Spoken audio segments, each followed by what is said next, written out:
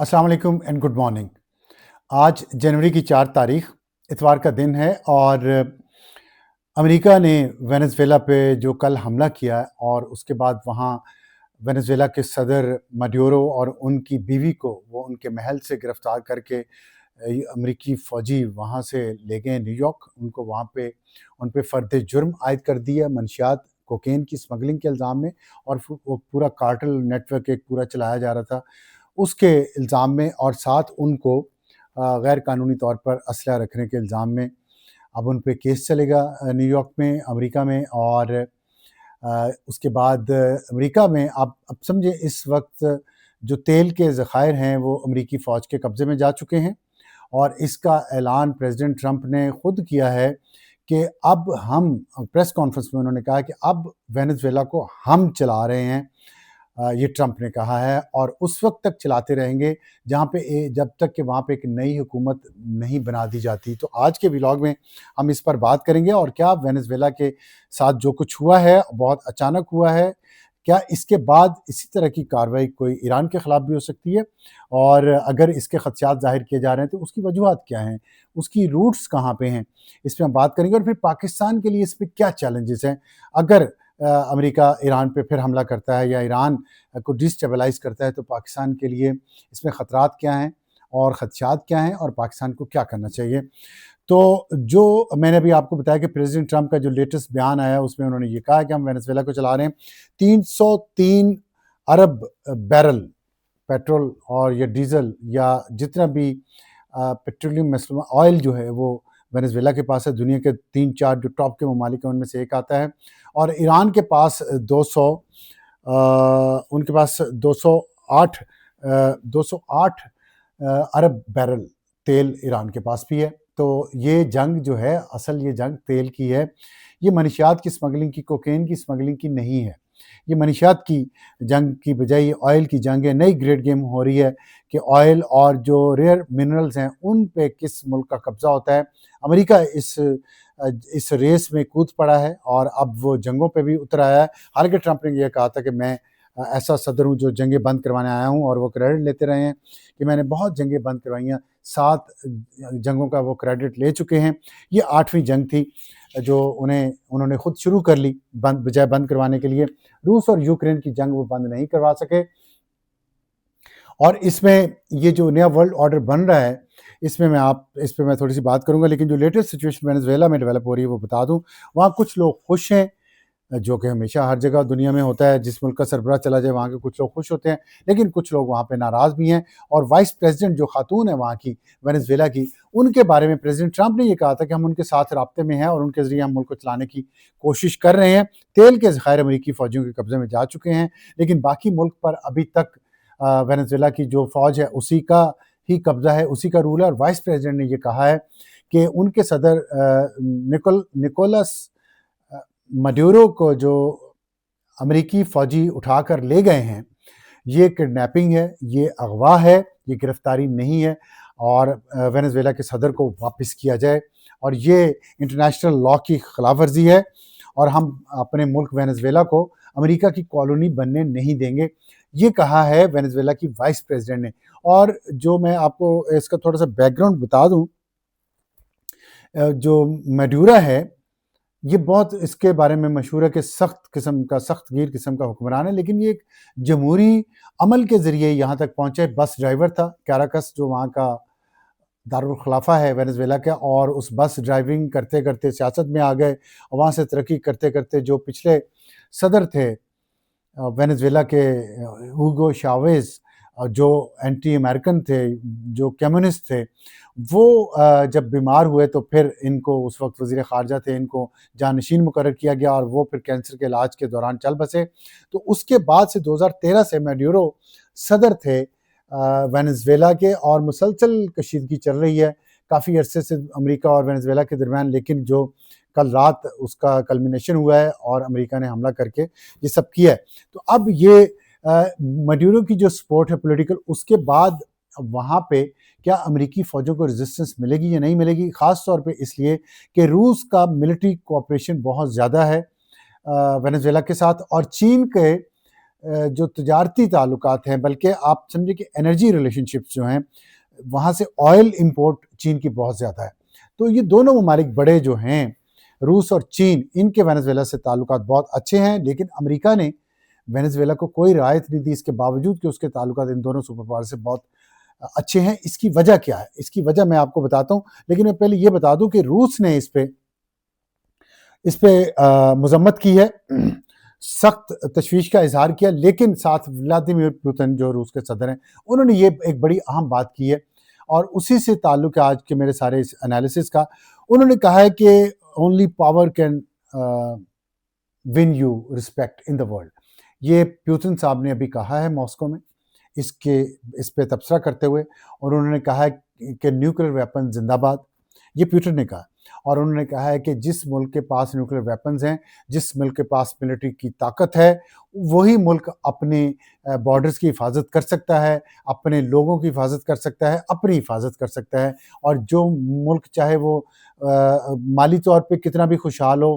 وہ ترقی یافتہ ہو، جو بھی ہو، اگر اس کے پاس ملٹری مضبوط نہیں ہے، اگر اس کے اندر لڑنے کی ول نہیں ہے، تو وہ دنیا میں محفوظ نہیں ہے۔ یہ انہوں نے کہا ہے کہ سبق ہے سب کے لیے، اور یہ سبق پاکستان کے لیے بھی۔ میں اس پہ آتا ہوں، تو اب اس پہ امریکہ نے وینزویلا کو برداشت کیوں نہیں کیا؟ چھوٹا سا ملک ہے،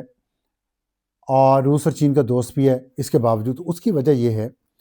کہ کوئی بھی دنیا کا جو ملک ہے، خاص طور پہ طاقتور ملک، وہ اپنے بیک یارڈ میں عدم استحکام برداشت نہیں کر سکتا۔ جو بھی ریزنز ہیں، وینزویلا کو امریکہ سمجھتا تھا یہ اس کے لیے مشکلات پیدا کر رہا ہے، اور ڈیموکریٹس اور ریپبلکن دونوں سمجھتے تھے، اور ٹرمپ کے آنے کے بعد کوشش یہ تھی میڈیورو کی کہ وہ تعلقات بہتر کرے امریکہ کے ساتھ، کیونکہ امریکہ نے پہلے ہی وینزویلا پہ پابندیاں لگائی ہوئی ہیں، لیکن وہ تعلقات بہتر نہیں ہو سکے۔ تو اپنے بیک یارڈ میں کوئی ملک کسی بھی قسم کا ٹربل برداشت نہیں کرتا۔ امریکہ سپر پاور ہے، اس نے وینزویلا اس کے بیک یارڈ میں ہے، اس نے برداشت نہیں کیا۔ اگست سے اس پہ تیاری کر رہے ہیں امریکی اور سی آئی اے کے ایجنٹ کا پورا نیٹ ورک کیراکس میں، اور جو پیلس ہے پریزیڈنشل پیلس، اور جو اس کا سٹاف تھا پریزیڈنٹ میڈیورو کا، اس کے اندر انفلٹریٹ کر دیا تھا، اور یہاں تک کہ انہیں یہ تک پتا تھا میڈیورو سوتا کس وقت ہے، جاگتا کس وقت ہے، کس گاڑی میں کب سفر کرتا ہے، کپڑے کون سے پہنتا ہے، کس وقت کون سے کپڑے پہنتا ہے، کھاتا کیا ہے، کس وقت کیا کھاتا ہے، اور اس کے پیٹس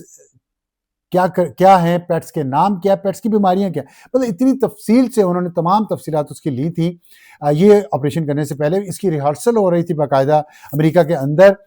جو یو ایس کمانڈوز تھے، مرین سے، اور مجھے یہ یاد آ گیا سب کچھ بالکل اسی پیٹرن پہ ہوا جیسے اسامہ بن لادن کے اوپر 2005 میں امریکہ نے ایبٹ آباد میں حملہ کیا تھا، اس کو لے گئے تھے۔ اس کے بارے میں اسامہ بن لادن کے بارے میں بھی انفارمیشن اکٹھی کرنے میں امریکہ نے پورا سی آئی اے کا ایک نیٹ ورک یہاں پہ بچھایا تھا، جس میں ایک ڈاکٹر شکیل آفریدی بھی تھے، جو پولیو لگانے والے، انجیکشن لگانے والے ڈاکٹر بن کے ان کے گھر گئے، اور وہاں سے ان کو ڈی این اے ان کا لے کے آئے، اسامہ بن لادن اور ان کے بچوں کا، اسامہ بن لادن کے بچوں کا، ناٹ ان کا، کہ جس سے یہ ثابت ہو کہ یہاں پہ یہ ڈی این اے جو ہے اسامہ بن لادن سے ملتا جلتا ہے۔ یہ اس کے علاوہ تھا کہ وہاں پہ انہوں نے اور بھی گھر لیے تھے جہاں سے وہ نگرانی کر رہے تھے اسامہ بن لادن کے گھر کی، اور پھر اس کے علاوہ ان کا ایک نیٹ ورک تھا جو ان کو انفارمیشن دے رہا تھا اور ان کو پروٹیکٹ کر رہا تھا، اور جس میں ایک آئی ایس اے کے کرنل کا نام آتا ہے جس نے انفارمیشن دی امریکن کو سب سے پہلے کہ اسامہ بن لادن کہاں پہ ہے، اور پھر انہوں نے آپریشن پلان کیا، ایک گھر بنایا بالکل اسی طرح کا امریکہ میں جس طرح کا یہ گھر اسامہ بن لادن کا، وہاں پریکٹس کرتے رہے کئی مہینے وہ مرینز جنہوں نے بعد میں اسامہ بن لادن کو آ کے مارا اور لے گئے۔ یہاں پہ فرق صرف یہ ہے کہ یہاں انہوں نے وینزویلین پریزیڈنٹ کو مارا نہیں، اسے ویسے ہی اٹھا کے بیوی سمیت لے گئے، لیکن یہاں پہ اس کی بیوی کو بھی مار دیا، اسامہ بن لادن کو بھی مار دیا، اور اس کے ایک بیٹے کو بھی مار دیا، اور ایک بیٹے کو لے گئے تھے جس کو بعد میں چھوڑ دیا، اور اب وہ افغانستان میں موجود ہے، اور اس سارے وہاں پہ ایک دہشت گرد گروپ کو وہ لیڈ بھی کر رہا ہے۔ تو یہ بتانے کا مقصد یہ ہے کہ جو انٹیلیجنس نیٹ ورک ہے وہ بہت اہم ہے آج کل کی جنگ میں، اور انٹیلیجنس آپ کے پاس ہوگی تو اس کے بعد آپ پلاننگ اچھی ہو اور پھر آپ کے اندر ول ہو۔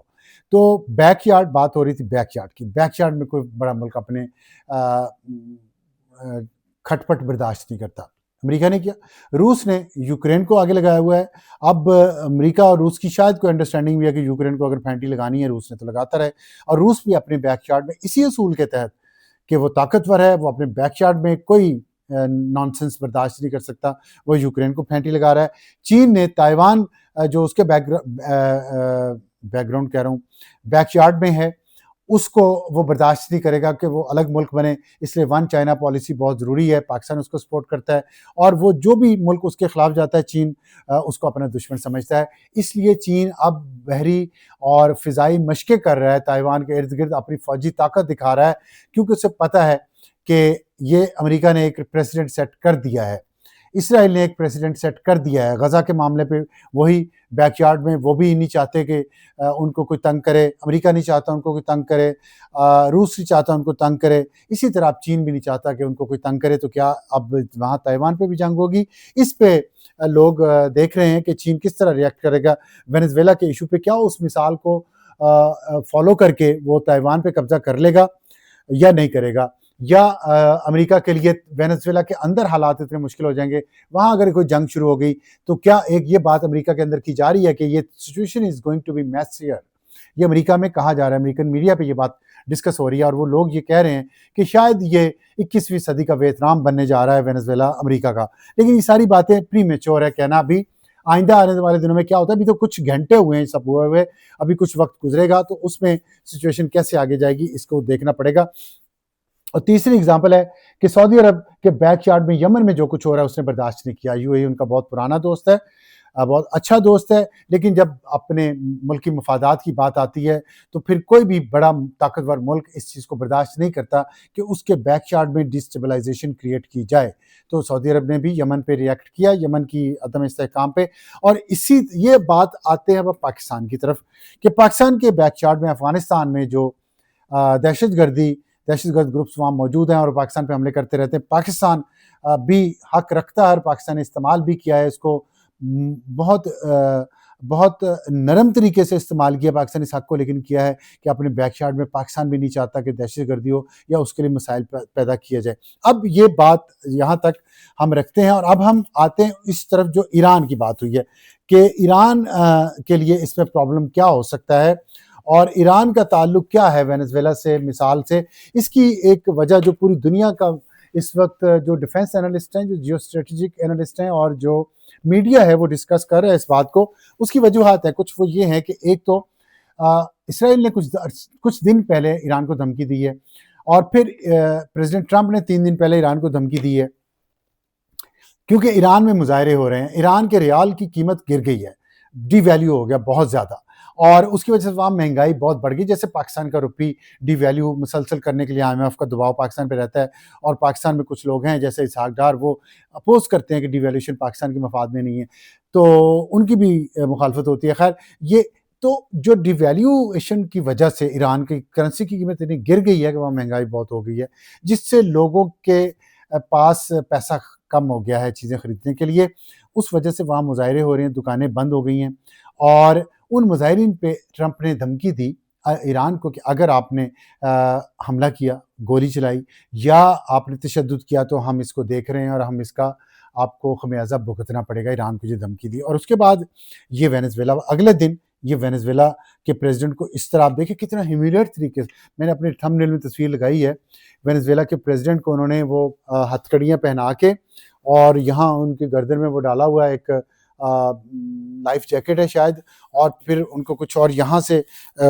جو ان کا یہ جو ٹورسو ہے یہاں سے بھی کچھ چیز باندھی ہوئی ہے، اور جو ڈپارٹمنٹ آف جسٹس ہے،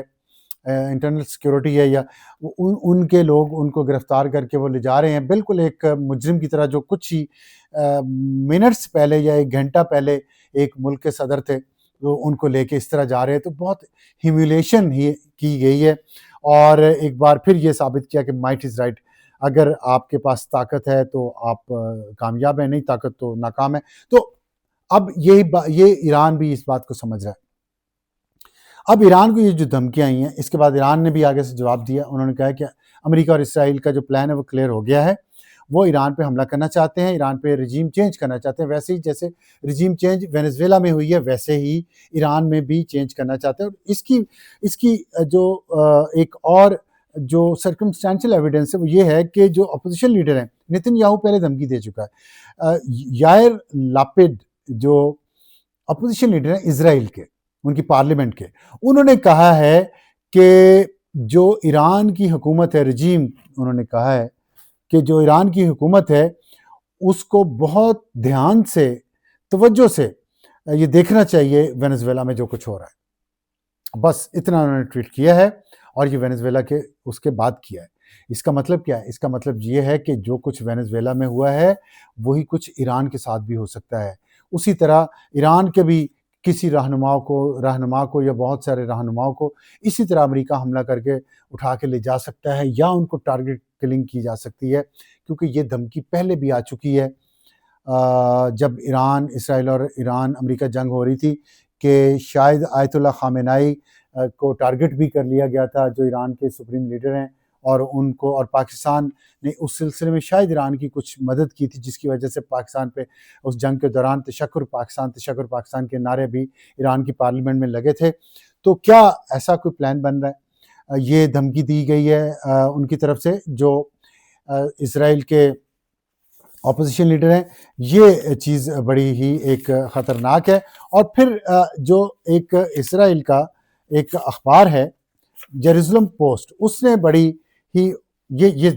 آپ سٹیپ بائی سٹیپ دیکھیں کیا ہو رہا ہے، کہ پہلے اسرائیل دھمکی دیتا ہے ایران کو، پھر امریکہ دھمکی دیتا ہے ایران کو، پھر امریکہ وینزویلا پہ قبضہ کر لیتا ہے، اور اس کے بعد اسرائیل کا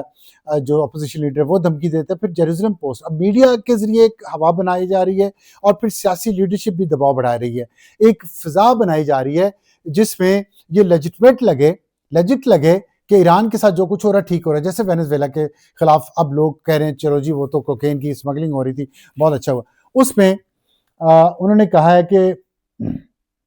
جاوید شاہ why Iranians are calling for the return of the Pahlavis and their monarchy. اب یہ انہوں نے کوئی نعرے لگے ہیں ایران کے اندر، اور ان نعروں یہ جیروسلم پوسٹ، یروشلم جو اسرائیل کا شہر ہے، مقدس شہر ہے تمام مذاہب کے لیے، وہاں کا اخبار ہے، اس نے یہ کہا ہے کہ نعرے کیوں لگ رہے ہیں کہ پہلوی خاندان کو واپس. جاوید شاہ کا مطلب ہے کہ شاہ زندہ ہے، تو وہ اسلامک ریپبلک میں یہ نعرے لگ رہے ہیں. مطلب کہ وہ پہلوی خاندان جو 1979 میں اسلامی انقلاب کے بعد ایران کے وہاں سے فرار ہو گیا تھا اور مصر میں پناہ لی تھی انہوں نے، ان کو واپس بلا رہے ہیں ایران کا کراؤڈ. تو اس کے ساتھ ساتھ اب یہ ہوا ہے کہ سوشل میڈیا پہ، جیسے میں نے آپ کو بتایا، فضا بنائی جا رہی ہے. رضا پہلوی جو اس سابق شاہ ایران کے جو فوت ہو چکے ہیں، ان کے صاحبزادے ہیں، اور وہ بھی میرا خیال ہے کہ اب 70 سال کی ان کی عمر ہے. وہ یہ چاہ رہے ہیں کہ وہ واپس آئیں، اور ہیش کنگ رضا پہلوی، یہ ہیش ٹیگ چل رہا ہے اور یہ ٹرینڈ بنا ہوا ہے اس وقت ٹویٹر پہ. اور اس کا مطلب یہ کہ ایک فضا بنائی جا رہی ہے، ایک ماحول بنایا جا رہا ہے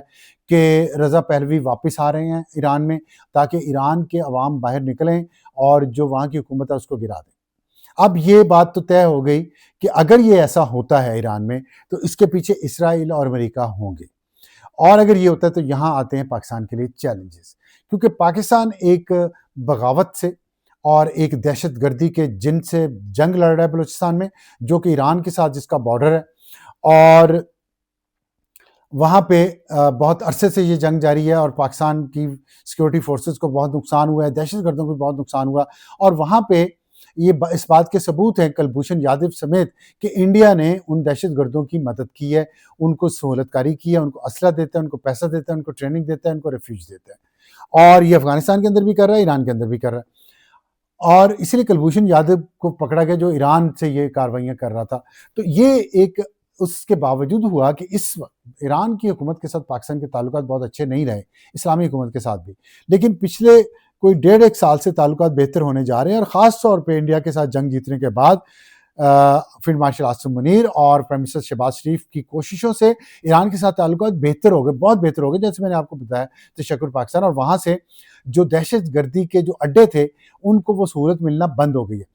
اب سچویشن یہ ہے کہ اس وقت ایک جنگ جاری ہے، اور پاکستان کوشش کر رہا ہے کہ اس دہشت گردی کے جو جن کو قابو میں کیا جائے اور ان دہشت گردوں کو ختم کیا جائے. اس دوران اگر وہاں پہ رجیم چینج ہوتا ہے تو پاکستان کو چاہیے، پاکستان کے فیصلہ سازوں کو چاہیے کہ گیم تھیوری کریں، وار گیمنگ کریں اس کی. اور وار گیمنگ میں اس سچویشن کی ہوگی، آئی ایم شیور کی ہوگی، لیکن نہیں کی تو کریں. اور اس وار گیمنگ میں اس بات کو دیکھیں کہ اگر وہاں پہ رجیم چینج ہوتی ہے ایران میں، اور رضا شاہ پہلوی واپس آتا ہے تو پاکستان کی ڈپلومیسی کیا ہوگی، پاکستان کی سیاست کیا ہوگی، پاکستان کے ایران کے ساتھ تعلقات کیسے ہوں گے، سیاست میں، سفارتکاری میں اور ڈیفنس میں اور تجارت میں. اور پھر اس کے بعد یہ ہے کہ جب رضا پہلوی آ گیا تو انڈیا کا اثر وہاں پہ بڑھے گا یا کم ہوگا؟ اسرائیل کا اثر تو ڈیفینیٹلی بڑھے گا، اور کیونکہ اوپنلی اب تو اس پہ کوئی شک ہی نہیں رہ گیا کہ اسرائیل اس کے پیچھے ہے کہ کنگ رضا پہلوی جو ہیں وہ واپس ایز کنگ آئیں. تو اگر وہ آتے ہیں تو اس کا مطلب ہے اسرائیل کی ایک کالونی مل گئی اسرائیل کو یہاں پہ پاکستان کے بازو میں، پاکستان کے ہمسائے میں. تو اس صورت میں کیا اسرائیل انڈیا کے ساتھ مل کے یا انڈیا سے آگے بڑھ کے ان دہشت گرد گروپس کو پروموٹ نہیں کرے گا؟ بالکل کرے گا. اور یہ ہے وہ وقت جس کے لیے پاکستان کو تیاری کرنی چاہیے. یہ وار گیمنگ میں اللہ کرے یہ وقت نہ آئے. وار گیمنگ یہی ہوتی ہے کہ سپوز کہ یہ ہو جاتا ہے، بلو لینڈ اور فاکس لینڈ کی لڑائی ہو جاتی ہے اگر، تو پھر کیا ہوگا؟ تو یہ وار گیمنگ ہمیں کرنی چاہیے اور ہمیں اس پہ اپنے آپ کو تیار کرنا چاہیے، صرف ملیٹریلی نہیں بلکہ اکنامیکلی بھی اور اپنی گورننس کو بہتر کر کے بھی. اور میں اس کے کچھ بلوچستان کے حوالے سے باتیں کرنا چاہتا ہوں. اس میں سب سے بڑا کام یہ ہے کہ یکسو ہو کر دہشت گردی کے خلاف جو جنگ ہے اس میں ساری قوم اور ساری فوج یکسو ہو کے اس کا مقابلہ کرے ان دہشت گردوں کا، اور ان کو جتنا جلدی ہو سکے ان کو ختم کرے. کائنیٹک آپریشن جسے کہتے ہیں، ملٹری آپریشن جسے کہتے ہیں، وہ کرے ان کے خلاف بلوچستان کے اندر اور ان کے ٹھکانوں کا صفایا کرے. اس کے بعد بارڈرز کو سیل کیا جائے ایران کے ساتھ اور افغانستان کے ساتھ تاکہ مزید انفلٹریشن نہ ہو. یہ ہے 2 سٹیپس. لیکن اس کے بعد ہے تیسرا سٹیپ جو سب سے ضروری اور سب سے اہم ہے، اور وہ ہے جو بلوچستان کے لوگوں کے ون دیئر ہارٹس بیک، ان کے جو نیریٹو ان کو دیا گیا ہے اتنے سالوں سے، جو غلط نیریٹو ہے اور جس کی وجہ سے نوجوانوں کے ذہن کو پراگندہ کیا گیا ہے، زہر بھرا گیا ہے، جس میں ابھی ایک ینگ لڑکی تک جو میڈیا پہ پیش کی گئی ہے جس کو یہ ورگلا کے جس کا ذہن خراب کر کے اس کو خودکش بمبار بنا رہے تھے یہ دہشت گرد. تو آپ سوچیں اس طرح کے جو بچے بچیاں ہیں ان کا ذہن صاف کرنا اور وہاں پہ کچھ ایسا ترقیاتی کام کرنا جس میں انڈسٹری ہو، جس میں بندرگاہ کا آپریشن ہو گوادر کا، اور وہاں پہ بہت سارے کام ہو سکتے ہیں جس سے وہاں لوگوں کو، بچوں کو روزگار ملے، ان کو مین سٹریم کیا جائے. اور ایک جو سینٹیمنٹ ہے وہاں پہ پاکستان کے خلاف، پنجاب کے خلاف، اس سینٹیمنٹ کے اوپر کام کیا جائے. یونیورسٹیز میں، کالجز میں، سکولز میں، معاشرے میں، تمام طبقوں میں، ہر قسم کے، اور سیاست دانوں کے اندر، سیاسی جماعتوں کے اندر، سیاسی جماعتوں کو ایک پیش پہ آنا چاہیے اور وہاں کے جو صحیح سیاسی نمائندے ہیں ان کو